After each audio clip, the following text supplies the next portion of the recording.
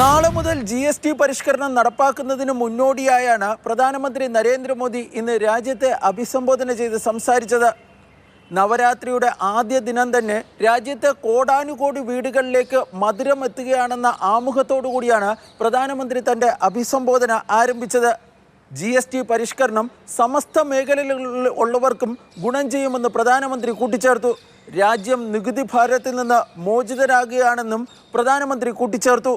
एक तरह से कल से देश में GST बचत उत्सव शुरू होने जा रहा है. നിത്യോപയോഗ സാധനങ്ങളുടെ വിലയിൽ വലിയ കുറവുണ്ടാകുമെന്നാണ് പ്രധാനമന്ത്രി ഇന്ന് വ്യക്തമാക്കിയത്. 99% സാധനങ്ങളും GSTയുടെ 5% സ്ലാബിലേക്ക് വരികയാണ്. നേരത്തെ ആദായ നികുതി ഘടനയിൽ വരുത്തിയ മാറ്റങ്ങൾ മധ്യവർഗ സമൂഹത്തിന് വലിയ ഗുണം ചെയ്തു. GST പരിഷ്കരണം കൂടി നടപ്പിലാകുമ്പോൾ മധ്യവർഗ സമൂഹത്തിൽപ്പെടുന്നവർക്ക് ഇരട്ടി നേട്ടമാണ് ഉണ്ടാകുന്നതെന്നും പ്രധാനമന്ത്രി ചൂണ്ടിക്കാട്ടി.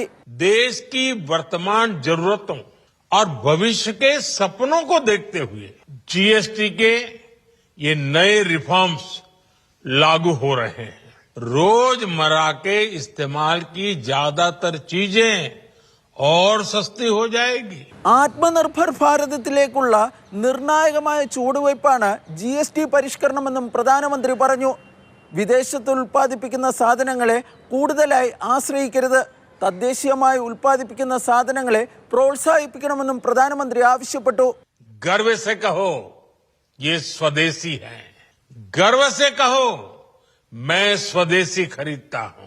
GST പരിഷ്കരണം കൊണ്ടുള്ള നേട്ടങ്ങൾ ചൂണ്ടിക്കാട്ടി രാജ്യവ്യാപക പ്രചാരണം നടത്തുവാൻ BJP തീരുമാനിച്ചിട്ടുണ്ട്. B Balagopal, Mathrubhumi news, Delhi.